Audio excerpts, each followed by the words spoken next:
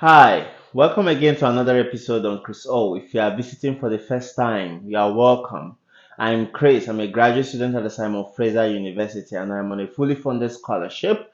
In this YouTube channel, I talk about fully funded scholarships, primarily in the humanities and in North America, Canada, and the US. So, as the title of this video, this episode suggests, I'm going to be looking at 5 schools in North America that offer fully funded scholarships for history and international relations. So if you're a student who studied international relations or history, or in fact if you're a humanities student and you are interested in going forward in your graduate education in history, then this video is for you. Don't forget to subscribe, like, and share with your friends. Thank you very much.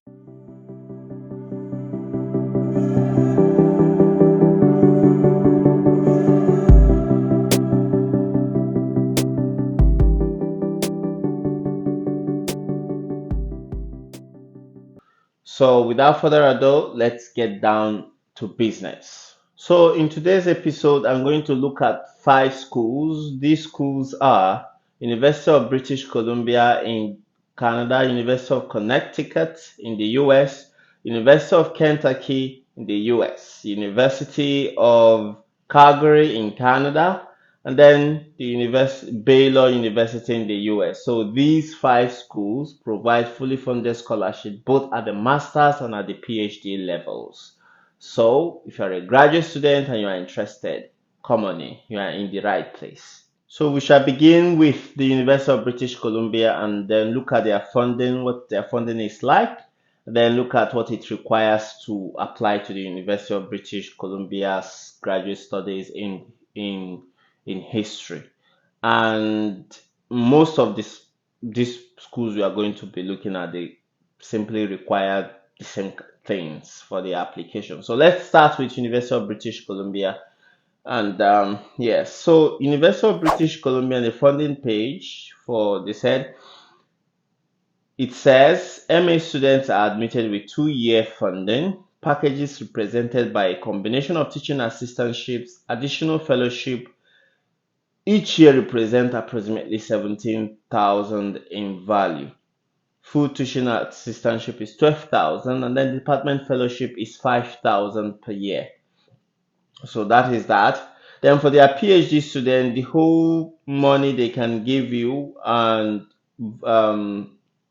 is 26,000 per year in value, and then fellowship is 18,000, and then 6,000 in assistantship, and then department fellowship 2,000.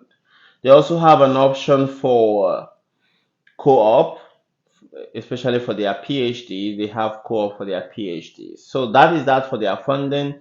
Let's see what we require to apply for this school, for the University of British Columbia. So University of British Columbia, for their PhD application, the deadline is January. Both the PhD and the deadline for the PhD is November 30th, and then for the masters it is January 10th.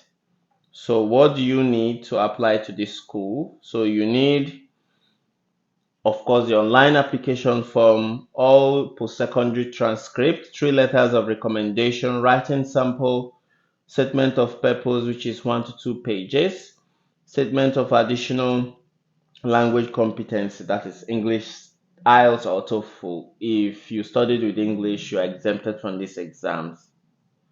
So yeah, for their PhD, you need almost the same thing as, yeah, the same thing. So that is that for the University of British Columbia. So folks, we are down to the second school, University of Connecticut in the US. If you go to their funding page, they stated categorically that the department offers fully funded graduate assistantships to all admitted MA and PhD students. So yeah, it is covered.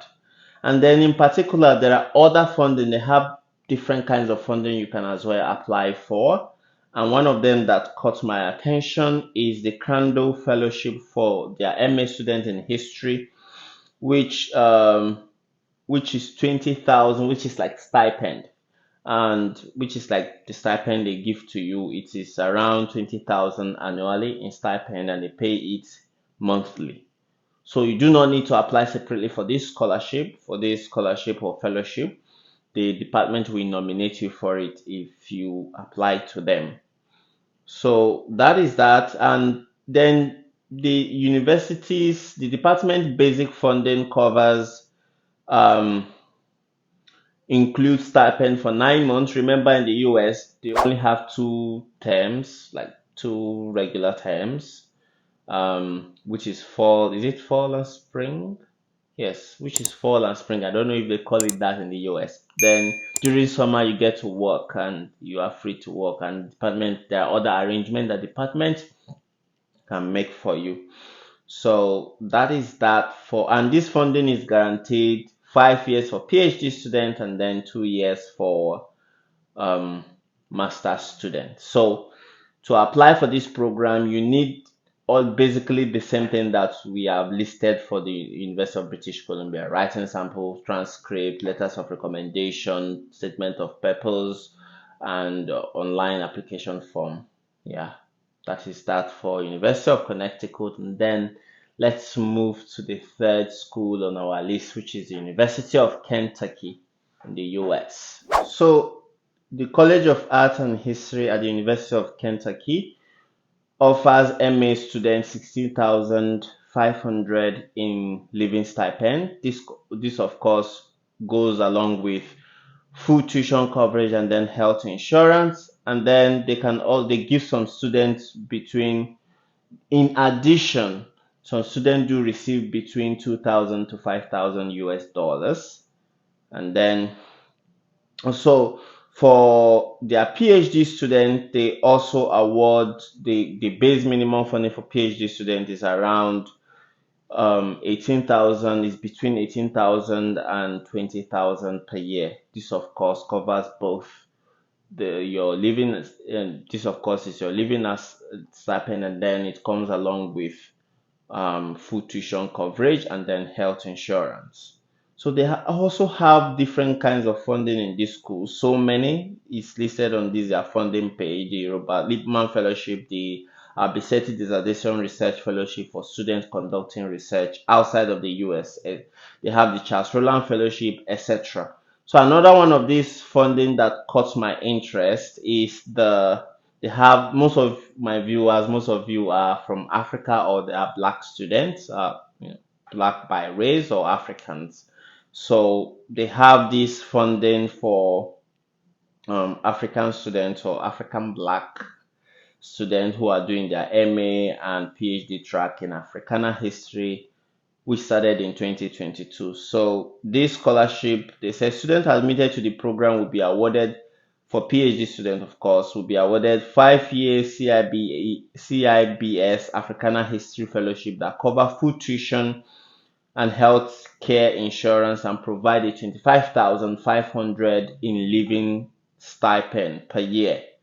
So black students here, or African students who are watching me, if you're applying to this University of Kentucky, please do take note of this scholarship in the department, this fellowship in the Department of History. So that is that for the University of Kentucky. And to apply, you basically need the same thing that these two other schools that we have, discussed need for their admission. Yeah. So that is that for Kentucky, University of Kentucky's Department of History. Before I move on to Baylor University in the US, something I forgot to mention about the Africana Histories Fellowship at the University of Kentucky's Department of History is that if you're applying to that fellowship, that Africana History Fellowship, you must have at least a 3.5 GPA. Now, it doesn't matter whether you graduated with anything, you can apply, but if you want to devote time to applying, make sure you have 3.5 GPA or at least 2.1. Yeah.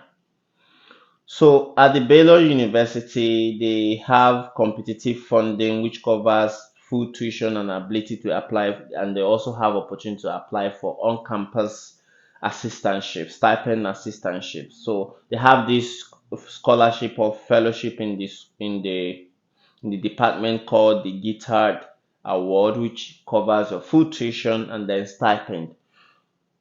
It is noteworthy that the PhD program here is fully funded. Of course, your tuition and then health insurance and then everything.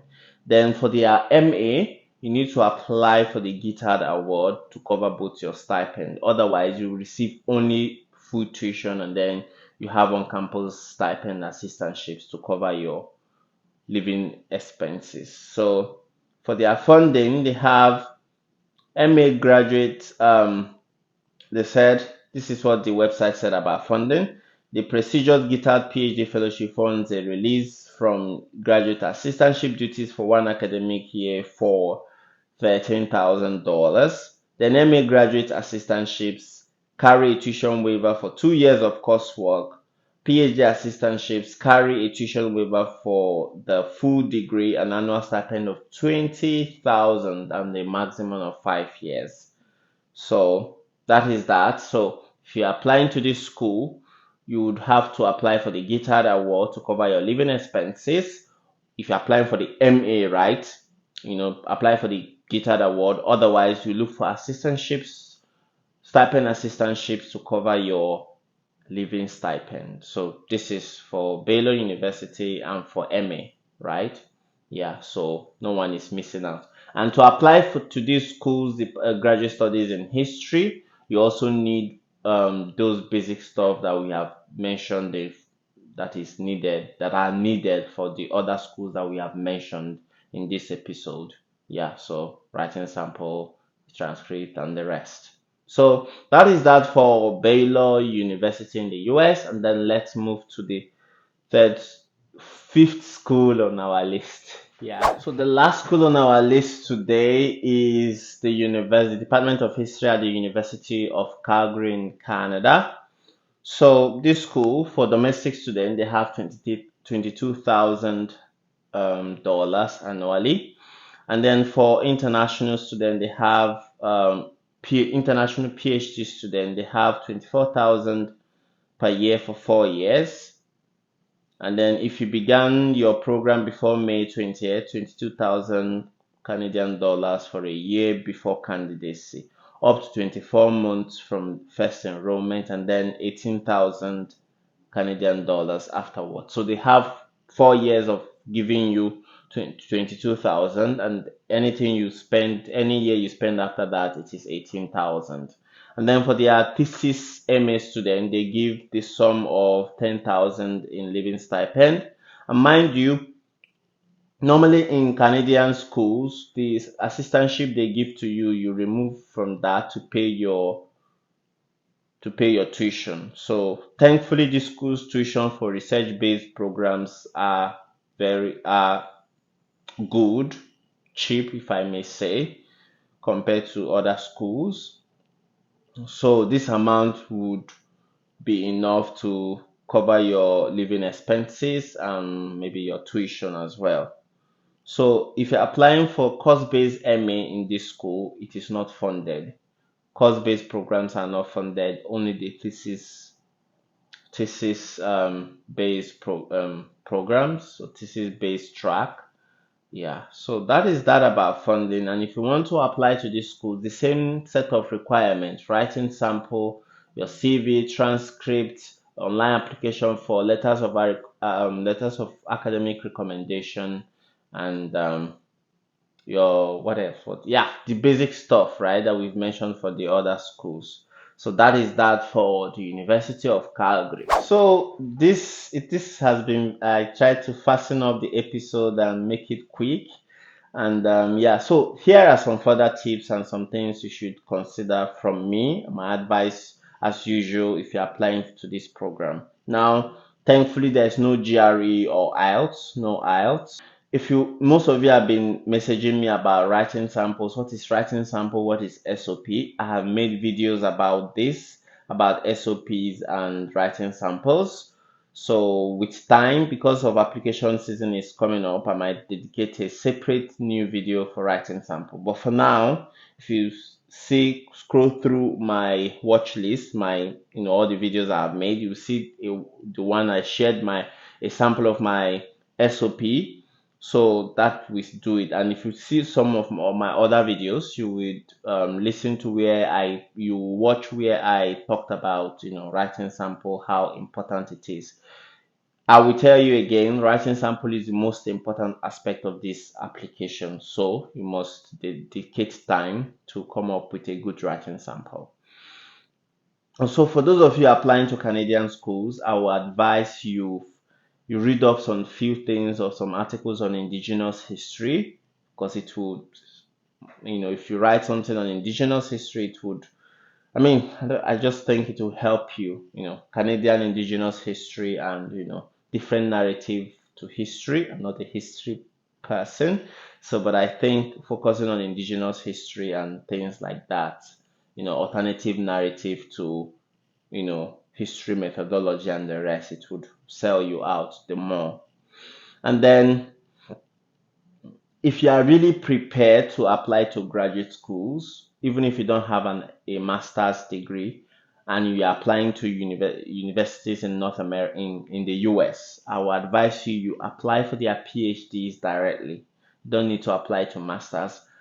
Apply to masters only as a safe measure, right? After you focus on applying to the PhD programs, then you send in you send to master's program as per your safety schools or safety programs, whichever one. So that is that for this episode. I do hope you enjoy this. If you have questions, leave your questions in the comment section below and I will attend to them. If you did enjoy this video, please do share it with your friends and acquaintances and those who might find it useful. So thank you once again for coming to watch this episode, and I do hope to see you next week. Bye bye.